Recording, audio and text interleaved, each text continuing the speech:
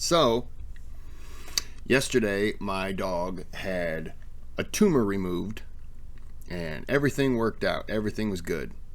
So, it was a good day. So other than that, let's get into this. This is part 5. Part 5.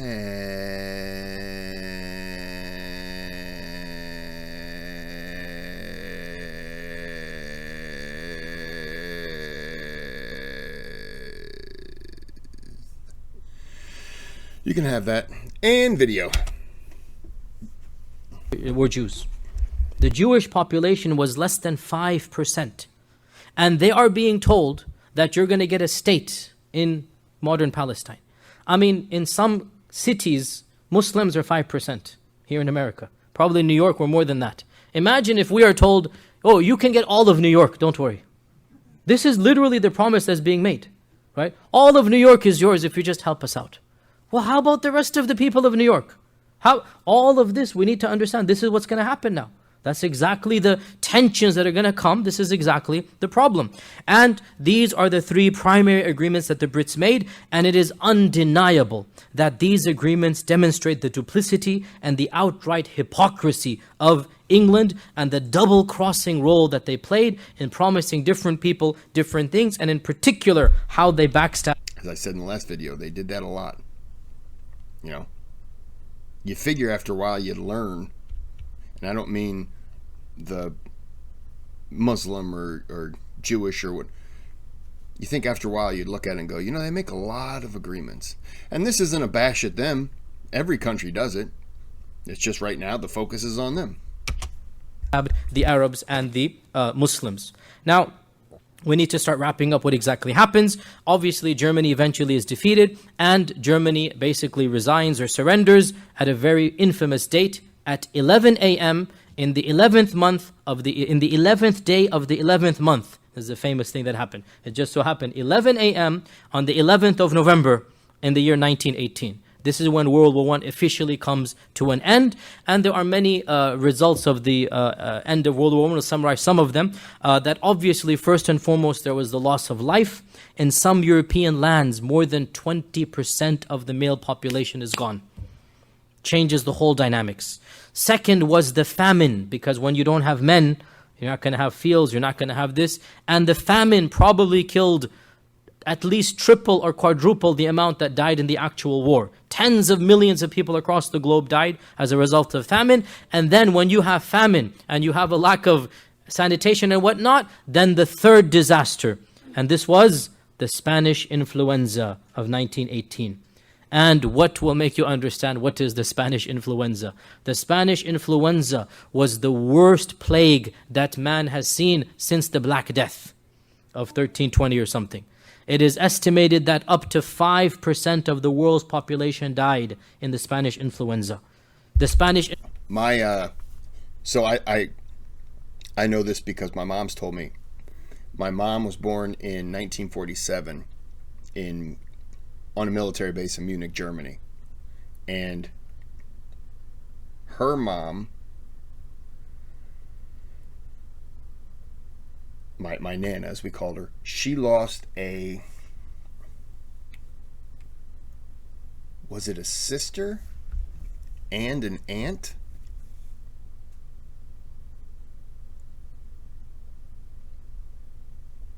She lost 1 or 2 people in that Spanish flu. I was almost going to say in World War I. No, in the Spanish flu. Yeah, so, you know, my mom, whenever it got brought up, my mom instantly was just like, ugh, you know, because it affected her. My mom passed in 2012, so she didn't get to see, you know, the whole COVID panic, and lost a couple relatives in that. So, you know, that would be my thing, even though it certainly wasn't as bad as the Spanish flu, but that would be one thing that I could look at and say, yeah, you know, it wasn't as bad, but yeah, I lost people, went around the world. Influenza, it's called the Spanish influenza, but it spanned the globe from America to the Far East. People just fell sick. Healthy people, and the demographics were typically between 35 to 55. Healthy people would just start coughing blood, and this was by, I forgot to mention, this is the original bird flu virus. H1N1, this is the first one. And that's why when the bird flu virus resurrected 3-4 years ago, everybody panicked. Because they didn't have a cure for the Spanish influenza. It just stopped on its own. After a good percentage of the world just basically died. And this was the largest plague that mankind had seen basically since the Black Death. It is estimated that up to 100 million people died in the Spanish influenza of 1918, 1919, 1920. On a personal note, my own great-grandfather also died in 1918 as a young man. My own great-grandfather in 1918 just fell sick, started coughing. And this is in the village of India, right? Middle of nowhere. And Spanish influenza, 1918. So that was the third issue that we're going to talk about. So the first was basically the tragedies of the war itself. The second was the famine. Then the third was the Spanish influenza. Obviously, World War I also caused a lot of economic and social reforms that's beyond the scope of this class. But just one nukta or one footnote here, feminism. Feminism. For the first time in human history, the roles of men and women were reassessed. In human history, not Muslim history, it was understood what is the role of a man and the role of a woman. In human history, across the globe, men and women have a certain understanding and relationship. Men are in charge of one thing, women are in charge of another. As Allah says, وَلَيْسَ الذَّكَرُ كَالْأُنْثَى. The man is not like the woman. And it is understood the woman is more of a caretaker, more of a homemaker. This has historically always been the case. Well, 1918 changes all of that. It has to.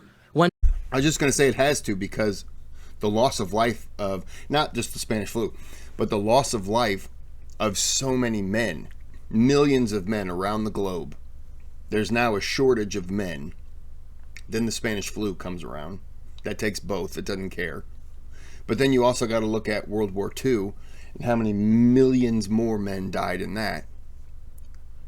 And then the millions, just in soldiers, and then the millions more who died because they were innocent bystanders or whatever, and then, the effects of that. That's a loss of a lot of men over the scale of, 40 years? 1914 to 1945, 41 years. 41 years, and we probably lost what? With the Spanish flu included, I don't remember what World War I deaths were, but World War II I've heard 70 up to 120 million. So let's just say potentially in a 45-year period, you could be talking about a loss of 300, 350, 400 million lives. I don't know what World War I was. It wasn't as bad, but still millions of lives. So let's say 300 million lives. 300 million lives in 45 years because of war and famine and plague, and we'll never know the true number, because some people died maybe sustaining an injury, but maybe they died 2 years later. They're never, people would know, well, they got injured in the war or whatever, but the number may not be put to it as it should be, because I'm sure they didn't track everyone who was injured and find, did he die from that wound? Okay, well, mark him on that list, Yeah, that's a lot of people. So when you look at the loss of life, let's I want to go back. Let's say 300 million. Of the 300 million, 250, 270 were men. 250. So 50 million women because of the plague and the Spanish flu and plague, famine, whatever. Women need to pick up the slack in that aspect of, farming and factory work and everything like that, So, yeah, completely understandable. 20% of your population that are men are gone. What's going to happen? Women have to go to the workforce. And women are told you have to take, and for the first time, and we have many posters to this day, that you have women, you can do it. You know that poster of a woman with the scarf and the quintessential feminist poster, right? That masculine look with the muscles. You can do it, right? You're going to go and do it. And World War I was the first time when women were asked to leave the sanctity of the house, the peacefulness of the house, and were told, go and work, we need you. Then obviously, when they're going to do this, and World War II made it even bigger, so the first wave of feminism began after World War I, the second wave, not coincidentally, after World War II, and then we are still basically seeing this entire reshifting of men and women. All of this comes about from World War I, but for us, we are interested in the politics and especially the Middle East and the Ottoman collapse. So, what happens in 1918 November, ceasefire is declared, and in 1919, the victors all gather to divide the cake. The victors all come together and party for almost a year. And by party, I mean engage in meetings and dialogues. And they chose Paris, France. And this is called the Paris Peace Conference of 1919. When the world leaders of America, England, Italy, and France all came together. If we can see the next slide as well. Here we have the presidents of... Here you see on your slide, the president of, firstly, that is England, and then Italy, and then France, and then that's Woodrow Wilson right at the very end. On the right, Woodrow Wilson, right? This is the infamous picture, Paris 1990, the presidents of England, Italy, France, I should say Paris, excuse me, in Paris, sorry. France and America. These are all of the four presidents, and obviously hundreds and thousands of entourage, ministers of every... I can't speak for the president of England, Italy, and France, but I know that Woodrow Wilson did try very hard to...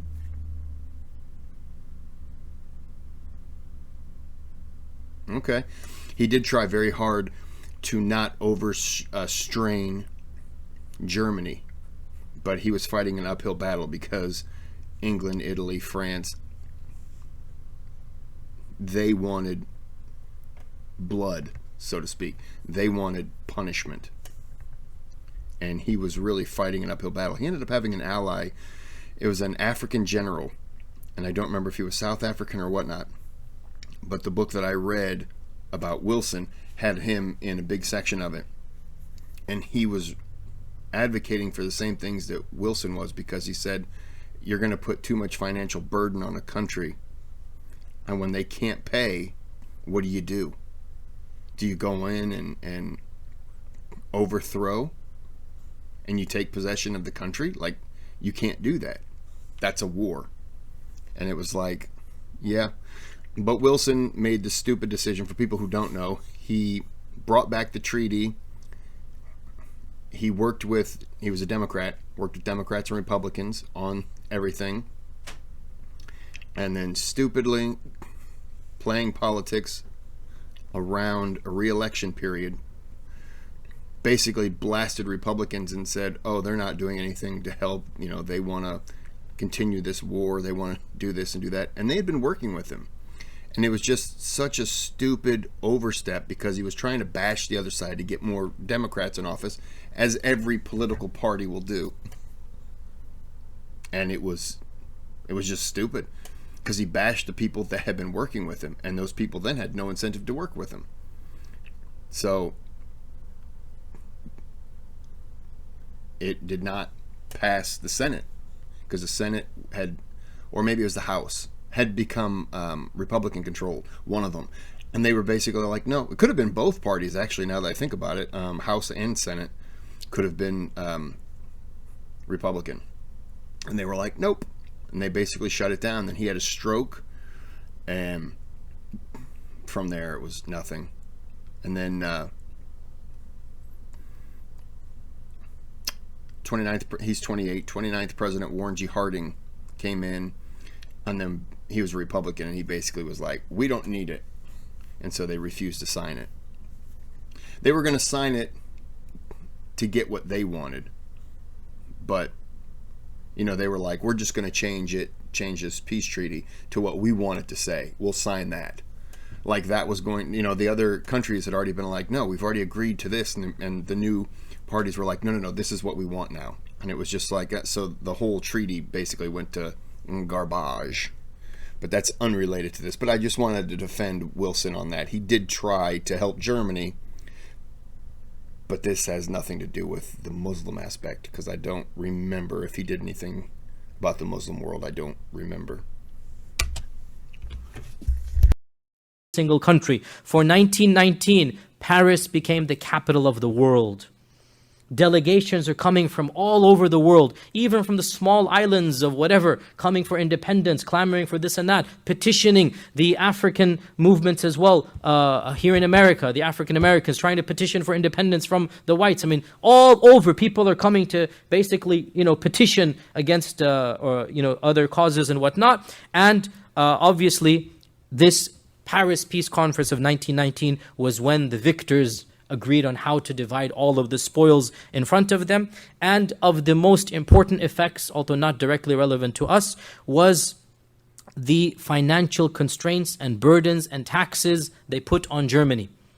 And they said that the Germans are completely guilty. You must acknowledge that every one of you is guilty for causing World War I or for causing the Great War, and you have to pay back every single country all of the damages that has happened. So Germany is placed with trillions of dollars of basically taxes and debt. It's impossible to pay off, right? And the Germans knew this.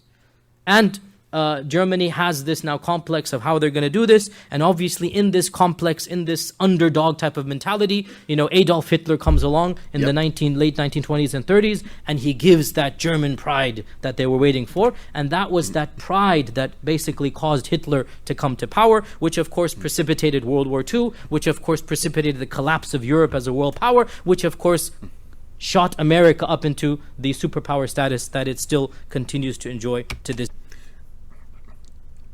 Hitler, and understand how I'm phrasing this. I'm not trying to phrase it in a good way, but understand that Adolf Hitler, because of all the pressure being put on them, a charismatic lunatic like Hitler comes along and basically says, why are we repaying everything? This burden isn't on us. We fought because that's what our country wanted. Da da da da da da. And the people were like, yeah, this guy's got something. And he's like, if I was in charge, we wouldn't pay any of this back. We wouldn't do any of that. And people are like, yeah, why are we being punished for that? And it's that snowball effect. It's that avalanche. And people will agree because he's saying something that they agree with. So that's who they're going to listen to. And then he's mad at the Kaiser and he's mad at this. Was it Kaiser Wilhelm? And there was somebody else. But they just looked at him like, oh, he's an idiot. But they watched him gain power and they were like, oh, he's a powerful idiot. And then they watched him take control and they were like, wow. Did not see that coming.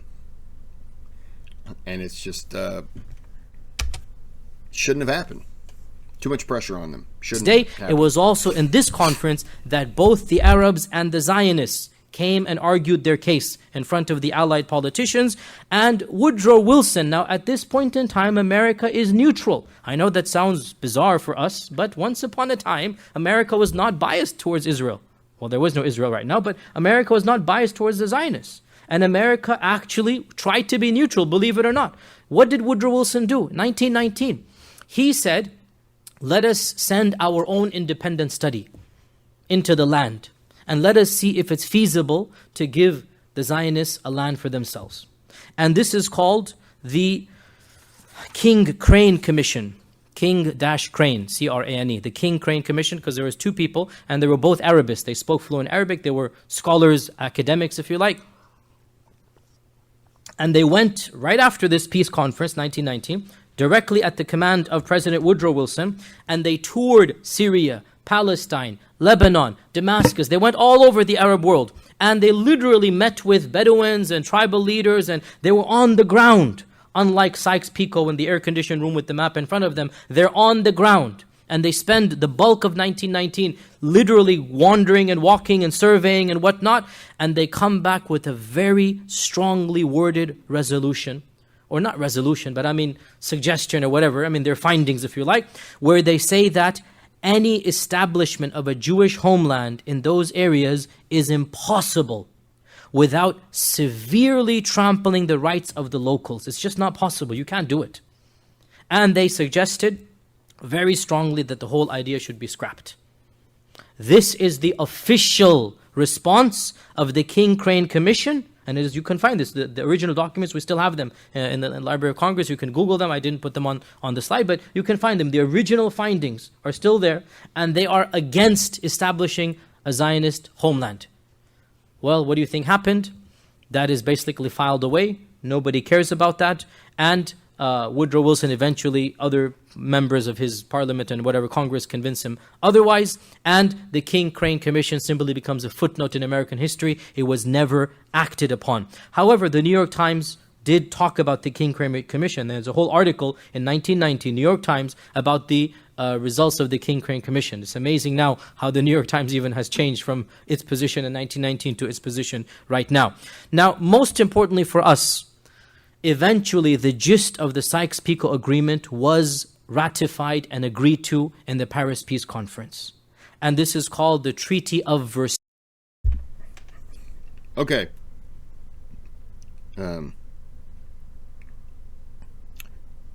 Since he said the King-Crane Commission, I wanted to look it up just so, since he said he didn't have any slides for it.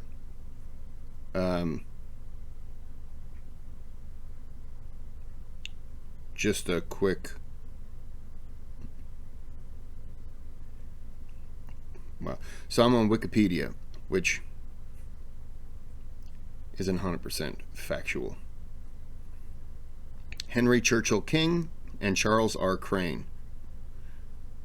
Official investigation by the United States government concerning the disposition of non-Turkish areas within the former Ottoman Empire.